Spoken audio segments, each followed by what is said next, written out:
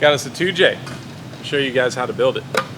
We are waiting on a couple things. While we did button up the interior, Randy still has to finish painting the entire car before we can drop this in, made our transmission, and we have all our suspension parts and everything that need to go on. So as everything gets back from paint, we'll slowly start stacking in all the rest of the pieces of the build. And also during the process of this build, there was a few parts that were missing, and so we were just kind of assembling as we go. There's more than one order and way to put a motor together, so we were just kind of working with the parts as they showed up. So I'm not saying that this is the only way to put it together, but it's gonna work.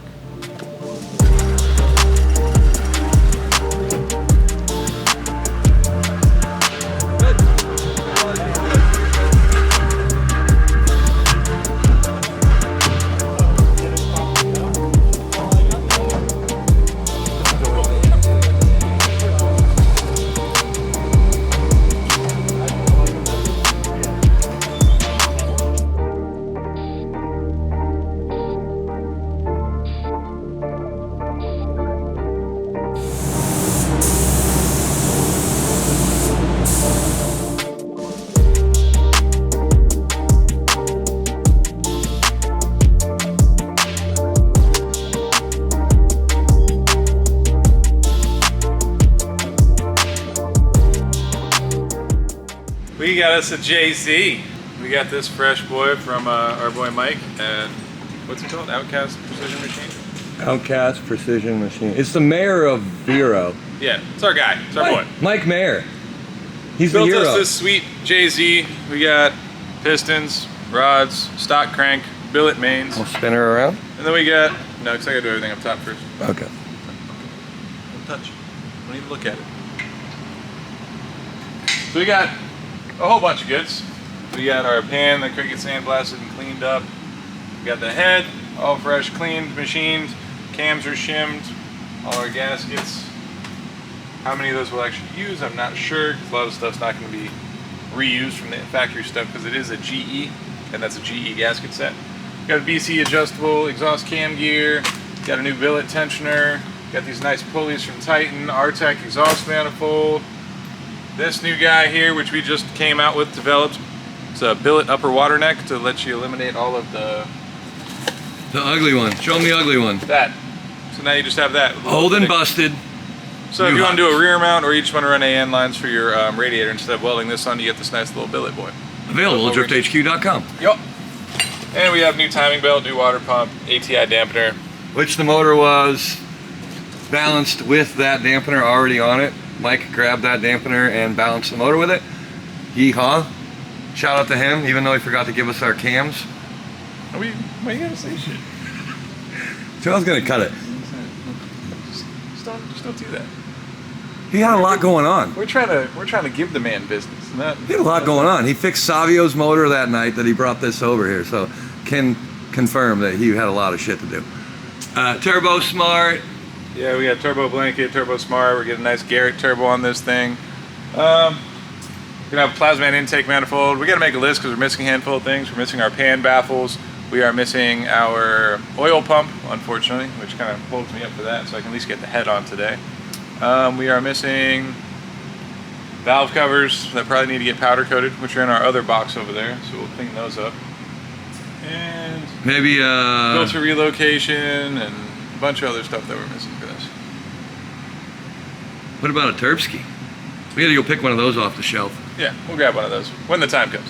We're not gonna put the turbo on before the motor's in the car. It's just, it's just in the way. I just like having it on the table of parts. You know, Well, that way everybody knows that we got all the stuff, all the sauce. So first thing we gotta do is make a list of what we're missing so it can all get ordered now that we have everything laid out. And then I normally start by putting the rear main seal and the oil pump on and then putting the pan on. But seeing as we're missing the oil pump and our pan baffles, we're just gonna hold off on that, and I'm just gonna put the head on and do the timing and all that stuff, as much as I can. As much as you can without the cams. Yeah, we don't have the cams either, so pretty much I'm gonna get to torque ahead today and look at a bunch of pretty parts. But we're gonna have fun doing it, and that's what matters. Sure. New parts, you know? Love new parts. I love opening other people's shit before they get to, you know? Like, it feels like it's our stuff until they get it. Yeah. So it's like Christmas, but not for them. Yeah. It's like Christmas, but somebody else is opening your presents. Yeah. And enjoying doing it. They just don't get to keep it. So pretty. There's not camshafts in here. Yeah, I thought there was because it was just white. Now, if you look at this head, you can see it looks like they just wrapped the cams, but there is, in fact, no cameo. That was a lie.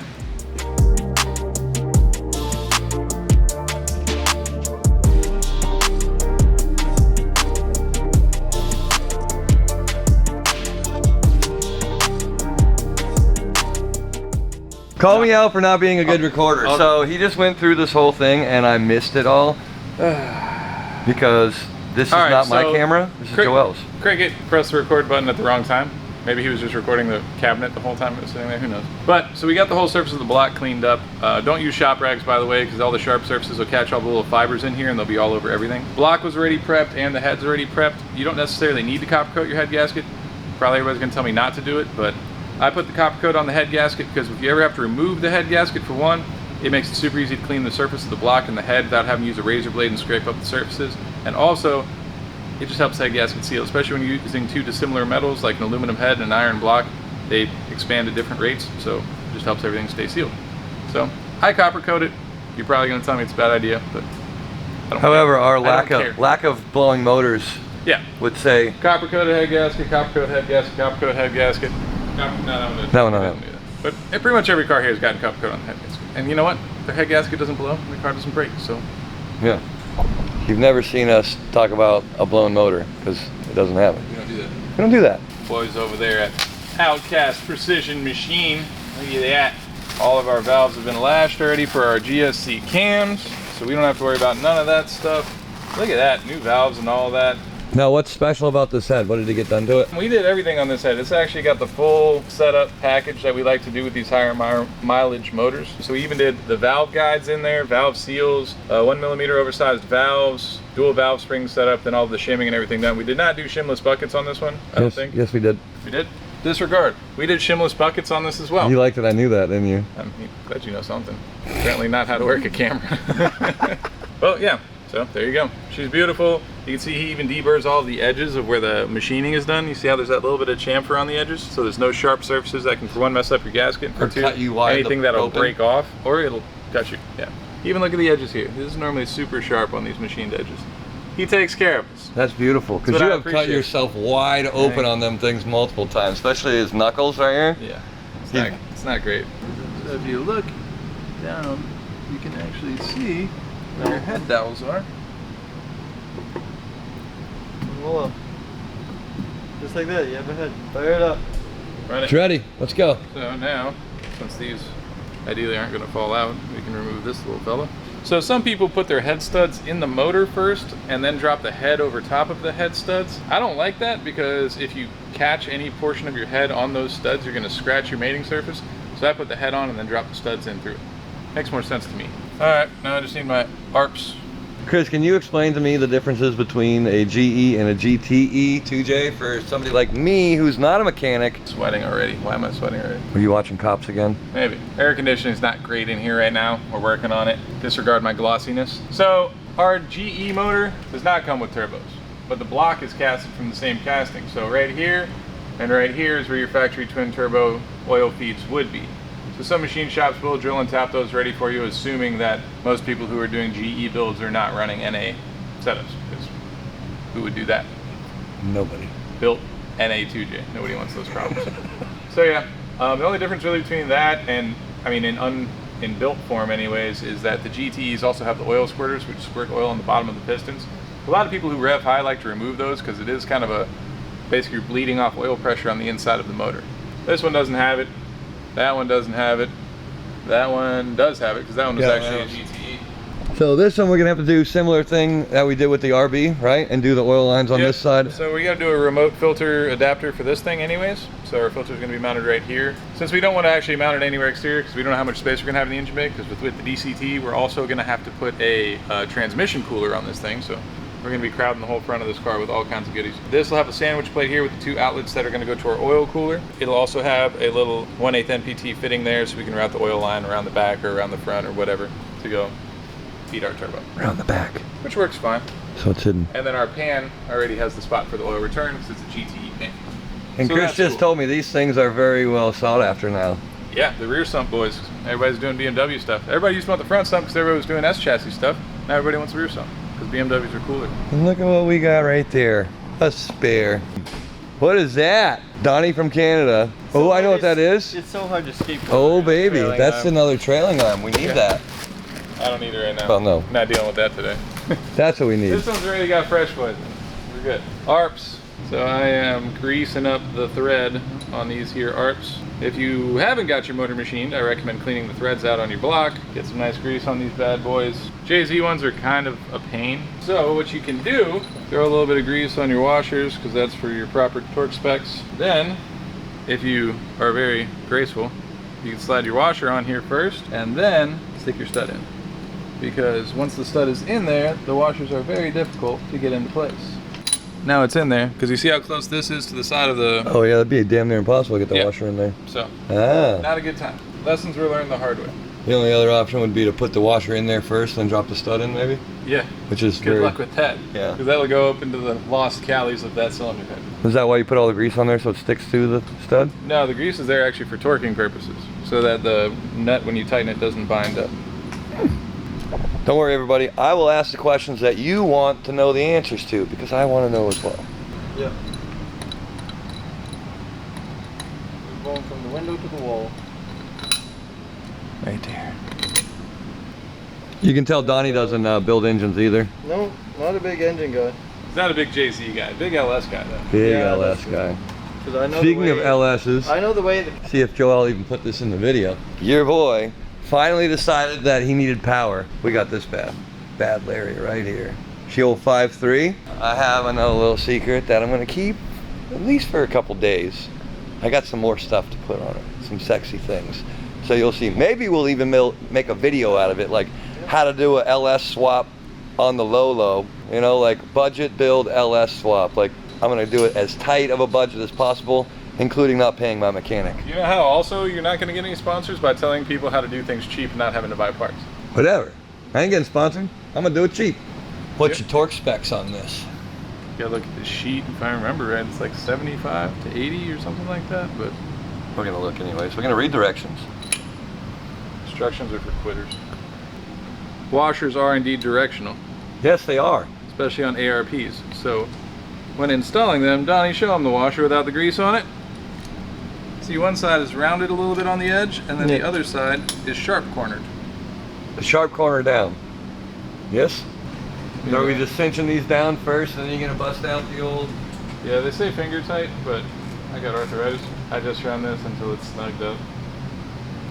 So these guys are a 1/2 inch 12 point, which you have to find a very thin walled socket because they don't leave you any room. We're just gonna finger tight these Johnnies down, and then we're gonna look at our torque spec thingy. Torque spec, ooh ha ha. ARP sheet, beautiful thing. Lets you know what your torque spec is, which is 80 foot-pounds. Normally there's another sheet in here that has torque sequence, but it doesn't, so I'm gonna look it up. I mean, it's like this, inside to outside, but 3 equal steps to 80 foot-pounds. So we're gonna do 20, 60, 80. Makes sense in my brain. Simple. Chris has found the torque sequence. It's very predictable, but you know. Inside out.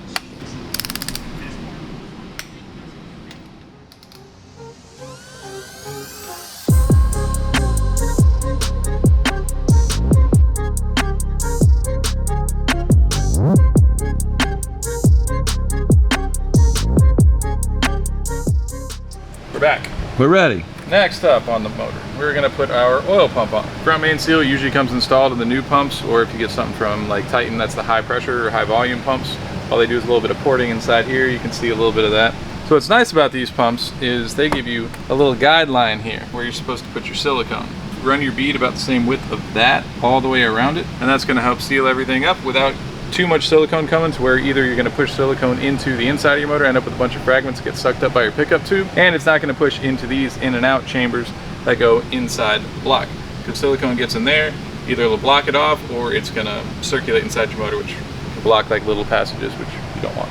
So get some silicone on this thing and then put it on the motor, because we have our beautiful hardware kit here where everything is nice and labeled. Cam baffles, oil pan, all that good stuff. I like the Cheese Whiz ones, makes it easier.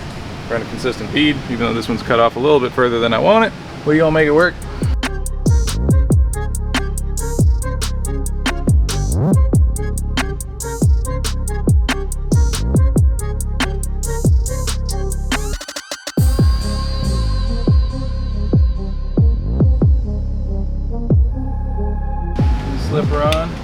gonna hit your splines. Make sure you get on those. Oil pump engagement. Yup. And now just try to find your dowels, not mush your silicone. Now all of your bolts are gonna be the same length except for two. These guys and the two long ones over here. So these two are the long ones? Long boy gang? See. Now when you're tightening this down, do you do the same thing like we do to a diff when we put the RTV on the back? You tighten it down just a little bit, let it... Tighten it until you see the silicone squeeze out a little bit, and then...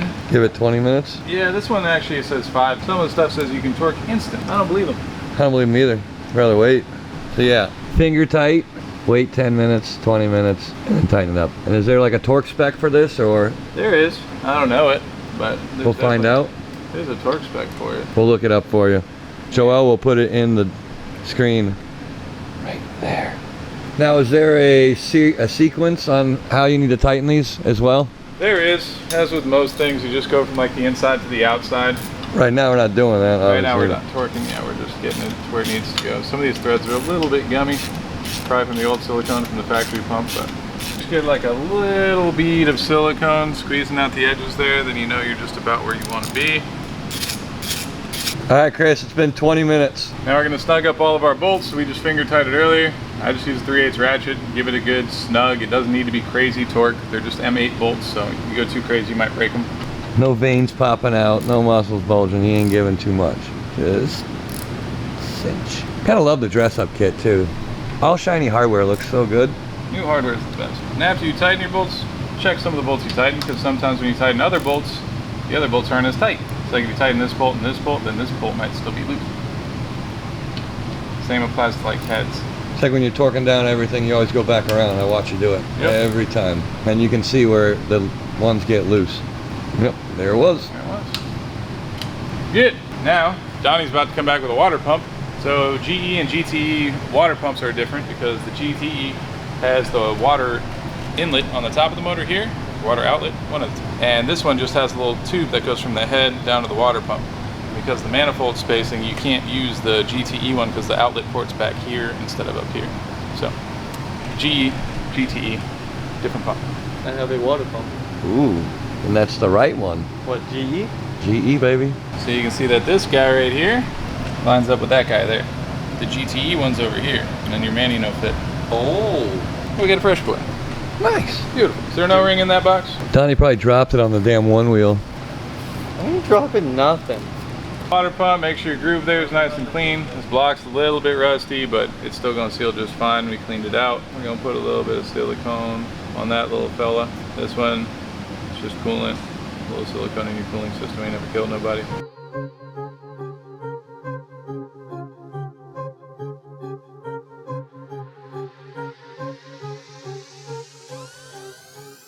So using parts from our old water pump, this is the neck I was talking about that bolts up to the side of the cylinder head. If you look at these O-rings, O-rings are completely flattened out.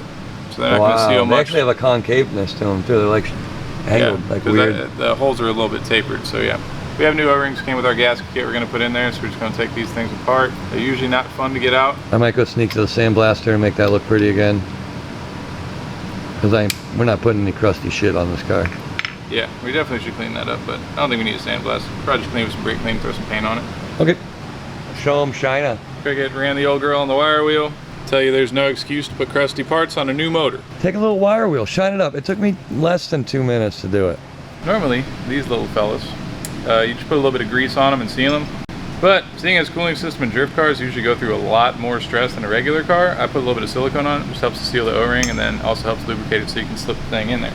Better to put silicone in the hole because then it seals on the front side instead of on the back side. At least that's my theory. Does not make it fun when you remove it later on though. Go right in there. Yeah. Nicely bolted. So this is the upgraded Titan tensioner. I know the contact point is a little bit better, so you don't just have a pin to make contact with your tensioner, because if it ever loses contact with that, it can get wedged and stuff, so that's a little flatter. Obviously made of a different material. So, got us this nice tensioner bolt. That's where your tensioner swing arm goes onto. Very important. You put the washer behind it. Otherwise, your tensioner is just going to bind up and not move. So, we're going to put a little bit of grease on that, because that has to sit in there and allow it to pivot freely. So, yeah, just for principle, we're going to put a little bit of grease in. So this is where your spring tensioner comes through. So what we're gonna do, line that up over top of it. Don't drop the washer. Maybe when it's snug down, still moves nice and freely. Another piece we got is this nice billet lower gear that we're going to put on here. That just slides right on. But if you're revving your motor up high, definitely recommend getting that billet lower gear because the stock gears can crack. Look at that. Beautiful. Another thing that happens a lot with those old crusty gears from getting hot and cold a whole bunch of times is that little tooth right there. That's for your cam sensor pickup. That tooth will actually break off at some point in its life, and then all of a sudden your car's misfiring, creating all kinds of problems, and you can't figure out why. That's usually the culprit. If you've tried everything else and you haven't looked at these, give them a little gander. Look at that. That is so pretty. It's a shame we got to cover it up. Right? But we know it's there, and so do you guys, so. You know what else I know? We need to get this AC fixed. It's hot in here. It is. It's 90 degrees in here today. And I turned the AC down to 71 this morning when I got here at 6:30. And that lasted until about 10. Yeah, but it felt great until 10. Wonderful. It stayed above 80 until 10 o'clock.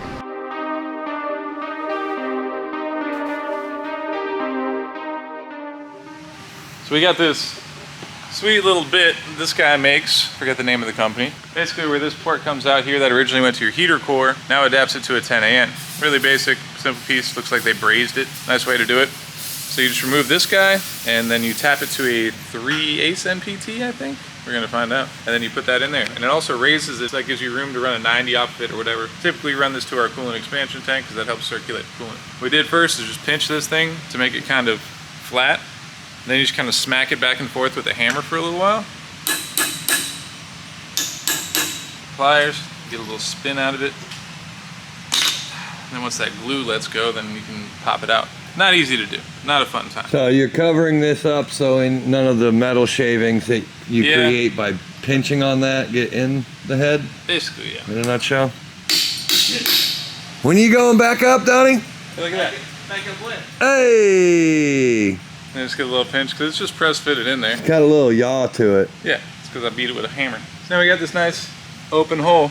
Did you heat it up to beat it up, then switch sides? Oof. I keep trying to not show what's right there, so. I mean, I guess I can now, right? Yeah, you got these beautiful billet boys from Titan. They even have these bolt-in baffles that come with it, which is really sweet. And all the ports on the valve covers are already a 10AN ORB. Makes it really easy to route our catch cans instead of having to weld stuff onto the stacked covers. They're also very sexy. Yeah, they're beautiful. They're very sexy, they're very sleek. And guess what else we found? Hey-o! There's like 4 engine builds going on at the same time, so these got lost in the sauce and kind of got mixed in with everybody else's, so they kind of went MIA for a week or two. But now we got them, which is why I've been kind of assembling all the miscellaneous random stuff that I normally don't put on until the timing belt's on. But now they're here, we're gonna put those on, and then we can finish all of our dressing. I think our baffle kit shows up today too. Got me a little bearing grease on my tap, just because the head is installed on the motor. While having a little bit of metal in your cooling system isn't like the end of the world, it's not ideal, but it's better than having metal in your oil system. So you put a little grease on there and it'll catch most of the metal shavings as you're on your way into the tap hole. So this goes right in there.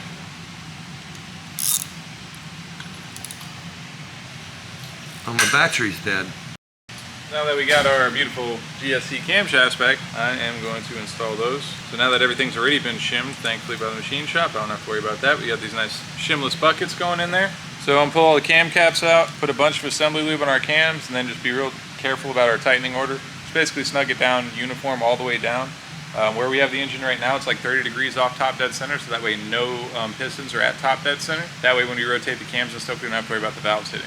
Ultra slick. So I like it. It's a little excessive with the lube, but you know, I live by the policy that you can never have too much lube. Yeah. Don't be all stingy with your lube when you're putting your camshafts in. Nobody wants the dry start. Crickett forgot to press I the hit button. the record button, this stupid camera. Don't blame it on the camera. It's It's not the camera's fault. What the camera did to you. It didn't start recording when it was supposed to. These are our sweet cams that, I don't know if it got recorded, Chris putting that in, but he's gonna do this one too, so. Lube it up. Chris, the Magicman Steyers. So I saw you actually answered a couple of questions on YouTube. I was really proud of you. Yeah, I was in there. Saw it, I seen it. I even liked one of the comments. I'll figure it out eventually. I'm old. You are old. You know what else is old? Duarte's kids. I remember when these little two punks were so small they could barely ride a little 50cc dirt bike. Now this one rips around in the IS 300 like he's a professional drifter. This one is bass hunter and also a drifter. I say hunter, not catcher, because we don't see too many pictures of the fish you catch. Anybody believe it? I got stories of it. It's in my story. It's the same fish, you just took 2 videos. So, our timing marks are here and here.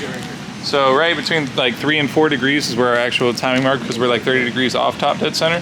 So when we tighten the cam, we just kind of get it close to that so we don't have to spin the cam a whole bunch. So do you do the same thing for doing the head? Do you work your way from the inside out? Well, it all really depends on where you have tension. Like this cam is actually putting tension on our springs. So you kind of want to work starting there and then work your way around to keep the cam level. Because if you put too much tension at one point, the billet one's probably not so much as the cast ones, but the cast ones can definitely snap. You're gonna have a really bad day. All right. So wherever there's tension, tighten down first and work your way through it. Now with these billet ones, they don't come with a gasket, so you're putting this on there, or they do come with a gasket, but these don't use the. They don't use the Oem gaskets on this one. They use an O-ring press gasket. If that ever leaks, you got big problems because you can't just go to a parts store and get one. So I am lining the entire thing with some silicone before I put this thing down. And there's also no seal on the lope where the cam is. So I'm adding some extra silicone up here. So even if you trust your gasket and don't want to do this, definitely want to do that one though? For OEM gaskets, all you have to do on OEM gaskets is put a little bit of RTV in these 2 corners here, because the corner of the gasket doesn't usually seal very well. Right but there? for these aftermarket ones, yeah. In there? Yep. But for these aftermarket ones, I'm sealing the whole thing, and there's actually no seal on that front part. I'll show you. So it's like a rubber string gasket that runs through the entire edge of the valve cover there. It goes up right to the edge of this. And now right here, you see it's like machined, so I can hold the silicone in place without actually, you know, spreading it everywhere. But all of that with the O-ring, I'm just putting a little silicone because it's gonna make me feel better about it. As close to your bolt holes as possible. So this is a GE head and these are GTE valve covers. So you can see that this one bolt hole here does not line up. So we're gonna make a little bracket just to hold this corner with some tension. But for now, we'll at least seal. So that's the only difference. You can still use the GTE valve covers on a GE. This is the only difference. And it's only on this one side, right? It's not on this side? Yeah. Yeah, it's only one side. Only on this side. So I'll end up making a bracket that bolts this down, goes over to this, and it'll help tie it in together. So from here over, just a plate, and then a pass-through bolt, and then tighten it down that way. So there's 2 timing marks on the JZs. You have a dot here, which lines you up to that dot there, and then there's a separate dot that's right here. Same thing on the camshaft, you have a dash and you have a dot. So the dot is 30 degrees off top dead center. The reason they give you that is because when you install the camshafts, you can rotate the camshafts to get them to the right position without worrying about your pistons hitting your valves. Then after it's done, you rotate the motor a little bit with the tension on your tensioner, and then it'll put these timing marks up where they're supposed to be. We are 30 degrees off top dead center. Cool. So now I gotta spin this cam to be 30 degrees off. This one doesn't have a secondary timing mark, so I took the stock gear, lined it up, and put a little dot there. So I gotta rotate this cam now back to Where that dot is? that dot is with this little notch up top. Now is there a good way to turn this? But if you tighten down that bolt, it's easy to turn, but it's the best way to do it. So now it is that glorious time to put our timing belts on. So the way I do it, get it on my lower gear first, make sure it's all the way in the teeth. And now what you can do, because this gear has a bunch of play in it, you can use that to keep tension. You want this side to be as straight as possible, like no slack on that side, in a perfect row. So then when you lay this over, just make sure that that dot still lines up with the top, and then this guy just flat across the top, and the teeth should engage just right. Sit that all the way back, double check your timing marks. Dot here is good, dot there is good. Our mark was right after the 3, so that's good. And now this is our belt tensioner. So first, snug up your tensioner so that she sits all the way down. Snug that down real good.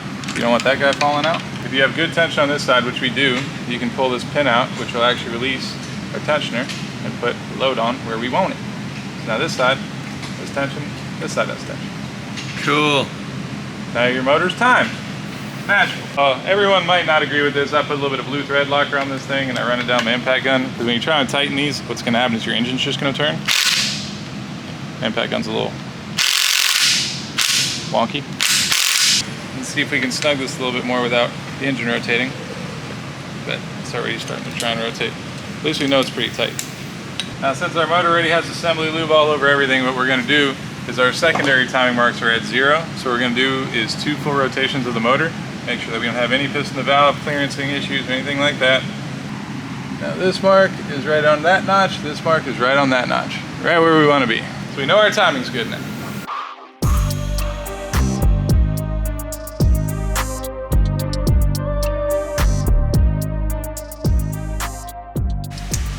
Alright, so with our new upper water neck here, we're trying to run this basically directly forward so that we don't create any weird air pockets or have to loop up over our accessories. So what we're going to do is basically take this out, cut our bracket, and then weld a piece of flat steel over here. So that way when we put this in, we can orient this pump down more this way to give us the clearance that we need here. And it'll also bring it a little further away from our tensioner, because our tensioner was about that close, just at its like stationary point when this is mounted to this. So that's a little bit close, but I mean, I guess that's pretty normal, and obviously once there's tension on the tensioner, then the tensioner will be swung over more this way, but bringing this down will also help, you know, keep more tension on the power steering belt, which is probably going to take the most load out of anything on this, that and the alternator. So Crickett's going to chop and weld, do something with it. I'm going to do Crickett things. Alright, so I have cut that piece off and welded on a new little bracket that allows this to come all the way down to here. And you can see how much room there is between that and that now, so the 90 will fit where it was, like all the way up here, where that water neck would not have fit the 90. Fits real sleek like, and we're gonna end up doing something from here this way and tying into here. And so I'll do like a 90 out this way, and then some weird funky Cole Medina Action Jackson there. And then I'm feeling kind of froggy, so I might actually do one from here to here too. So there to there, there to there, and then don't have to worry about any, no flex zone. Look at that thing, thick boy. They say you don't need it, but Chris has already had to have someone weld one of these ears back on. So just gonna add that, and that little bit of sex right there. And Chris is happy. It's a sleek look. All right, so we are checking out the new Vibrant oil cooler and thermostatic housing for your oil filter. So it has a couple cool different things on here. It has this extra little sandwich plate right here. 2 different, did I drop an O-ring? I did. 2 different O-rings, and this works on 2 different size oil filters. So you can either have the smaller one or the larger one. We're doing the JZ, so we're gonna do the larger one on here. And one of the cool things that Vibrant did with this is it actually has a thermostat inside of it. So when your car gets up to temperature, it'll open up and allow your oil cooler to get oil going to it and then flow back into here. It also has this little locking collar right here. This guy right here, once you get it to where the depth you want, because this threads in, you can put this in and then flip these tabs up and it'll keep this from backing out on there. So What else is in the box? more fittings in case you need a different style oil filter to bolt onto there. So comes with everything you need, nice and sexy, nice and sleek. It has block offs that come with this too, so in case you're not going to use these ports, you can actually just block them off. And we're going to install this bad boy, or Chris is. Comes with your 10 AN fittings all ready for it to go right to the oil cooler. Now Cricket, go ahead and install it. Show the people how easy it is. All right, let's Cricket can do it, you can do it. I can do it.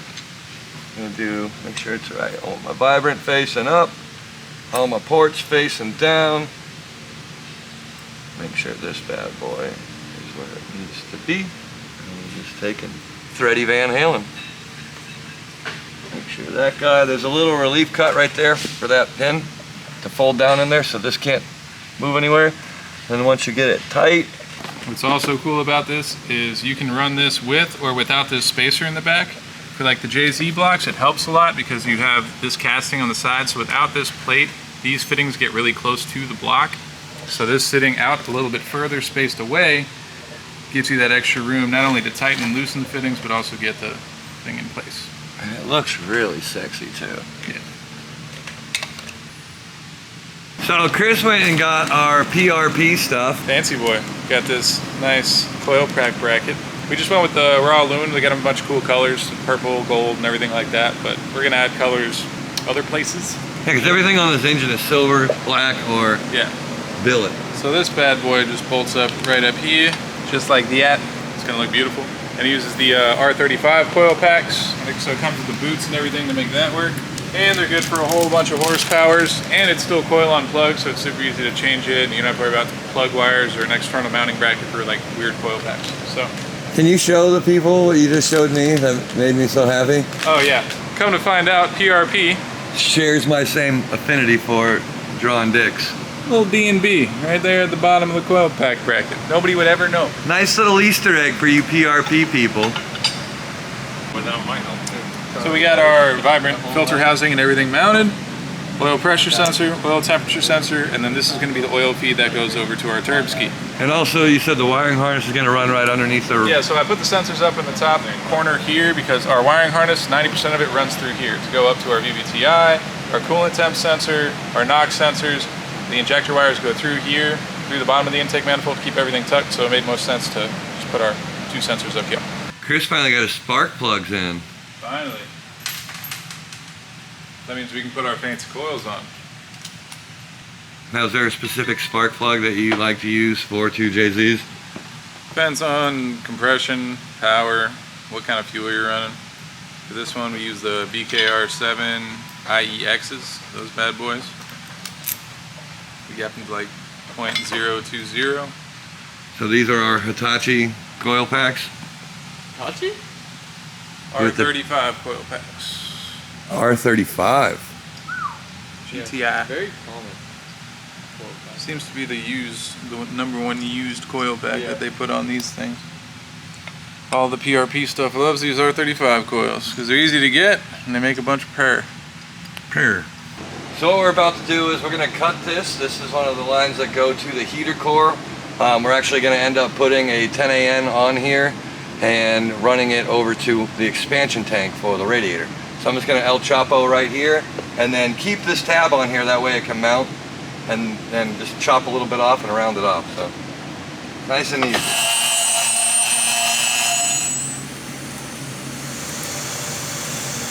So I have welded on my 10AN and did a nice little polish job on this. Just basically ran it through the bench grinder on the wire wheel section of it. Yep. So we finally got a part we've been waiting for. Let's see if the people can guess what it is. I'm gonna not drop too big of hints. Good. Yeah. Oh babies. Oh, baby. Look at that, Johnny. Yes, please. Fresh Plasma Man intake for our GE. Comes with the fuel rail, comes with all of our mounting hardware, comes with all the cool clamps that you need that go onto the throttle body. And they also give you this adapter, which I was wondering because it's a drive-by-wire throttle body for the setup that we're doing. So I'm like, how do you possibly weld onto a drive-by-wire throttle body without, for one, taking it all the way apart and creating all kinds of issues for yourself, and for two, without ruining the electronics inside? Well, they make this guy. It goes over top of your throttle body and gets held on with your throttle body bolts, seals with an O-ring, and lets you put your little engine clamp right there. That's sick. It's a beautiful thing. That actually is the Van clamp. You don't have to do any welding on that. Yeah, you don't have to weld it on. This thing just bolts right over top of your throttle body, That's so you have so a flange. sick. Makes your life easy. So that to that. Love it.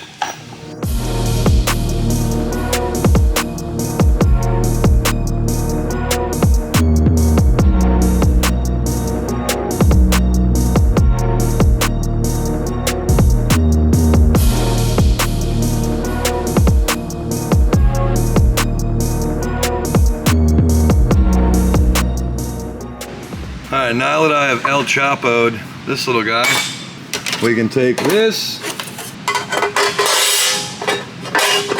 put it on there like that, This one on there like that. I can give it to Chris. He can bolt it all together. Put his oil pickup tube in there, bolt that down. Then button up that beautiful 2JZ right over there.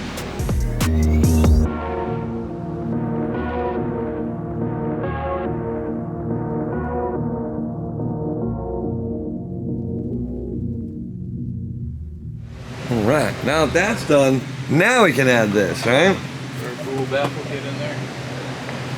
Get up some of the spillage. All right, now I got the orientation right on that. Chris is gonna put this bad boy in here. Yep, see the gasket?